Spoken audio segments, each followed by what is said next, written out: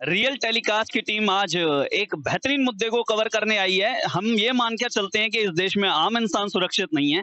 आम इंसान के साथ फ्रॉड हो सकता है, उसके साथ कुछ कारगुजारियां हो सकती हैं जिससे उसको नुकसान हो सकता है। लेकिन ऐसा किसने सोचा कि हरियाणा सरकार, हरियाणा भारत के वो बेटे, वो सच्चे सपूत जो आर्मी, नेवी या एयरफोर्स की सेवा कर रहे हैं, उनके साथ घोटाला करेगी। तो ये घोटाला क्या है? और हमारे साथ आर्मी के ही आज एक शख्स खड़े हैं, डॉक्टर मनमोहन दत्त।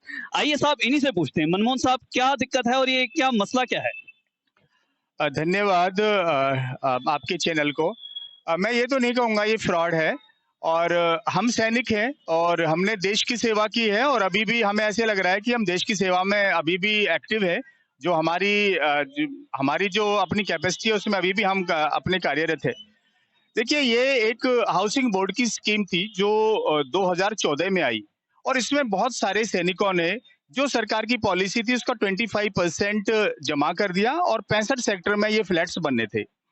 सिंस सैनिक ऑनेस्ट होते हैं तो उन्होंने ज्यादा इसकी देखभाल नहीं की कि भाई नींव नहीं खुदी है, कि बना नहीं है, 3 साल नहीं बना तो क्या कारण है।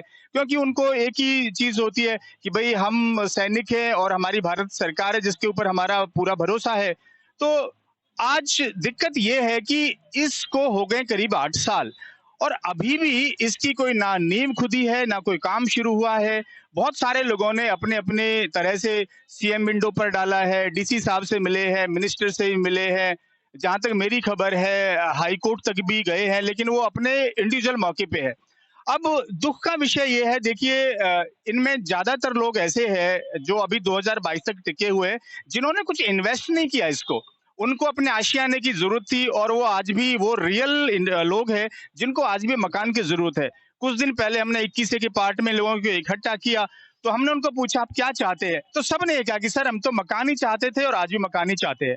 तो मेरी आपके चैनल के माध्यम से ये रिक्वेस्ट है कि हमारी हरियाणा सरकार सैनिकों को इतना सम्मान करती है और सैनिकों के लिए वो बहुत वेलफेयर स्कीम चलाते हैं, चला रहे हैं, लेकिन ये फिर एक अछूता मुद्दा क्यों, जिसमें हमारे सैनिक बहुत पीड़ित हैं और बहुत दुख के साथ मैं कहता हूं कि इनके दर्द को आप देखेंगे तो कई लोग तो ऐसे हैं जो लाख रुपए मैं नाम बता सकता हूं। हमारे एक अत्री साहब है और उनके 2 बेटे आर्मी में ऑफिसर है। वो कहते हैं कि दर्द होता है कि लाख रुपया तो मेरा ही भाग दौड़ में खर्च हो चुका है, तो 5 लाख रुपया तो तब दिया, 1 लाख खर्च हो गया।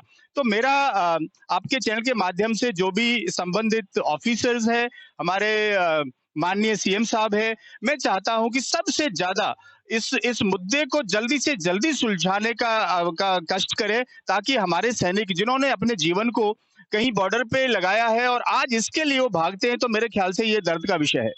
मैं इसमें आपसे जानना और चाहूंगा कि आपने बताया आप कई सारे प्रशासनिक लोगों से मिले, कई मंत्रियों से मिले, मुख्यमंत्री विंडो पे भी आपने कंप्लेंट डाली, आज आप एसडीएम ऑफिस भी आए हैं। तो आपको क्या आश्वासन दिया गया है प्रशासन की ओर से या सरकार की ओर से? देखिए, एक हकीकत ये है कि किसी जगह पे सीएम साहब से मेरी डायरेक्ट भी मुलाकात हुई है और मैंने उनको उनको एप्लीकेशन उस समय बढ़ाई, लेकिन हो सकता है कि सीएम साहब अपने बिजीनेस में से उस पर ध्यान नहीं दे पाए हों या उन्होंने ऑफिसर्स को वो रिकमेंड किए, वो काम नहीं हुआ हो। तो मैं किसी आज भी दोषारोपण को ना करते हुए यही चाहूंगा कि अगर कोई गलती हुई है और कहीं कोई प्रशासनिक कोई खामी है तो उसको जल्दी से जल्दी दुरुस्त किया जाए और हमारे जो सैनिक हैं इनका जो एक आशियाना है, जो एक शेल्टर है जिसकी वो डिजर्व करते हैं और उनको पैसा दिया हुआ 2014 से। आप देखिए 2014 में अगर वो 3 साल में बन जाता तो मान लीजिए 4 साल मान लेते हैं, 2018 में बन जाता और जिसकी कीमत 25 लाख थी तो 2022 में तो उसकी मार्केट वैल्यू 50 लाख है। तो आज शायद वो अफोर्ड नहीं कर पाए। तो इस मुद्दे को मैं ये रिक्वेस्ट करूंगा आपसे कि सीएम साहब है या प्रशासनिक अधिकारी है, इसको तुरंत अपने संज्ञान में लाएं और इसको सॉल्व करें। धन्यवाद सर।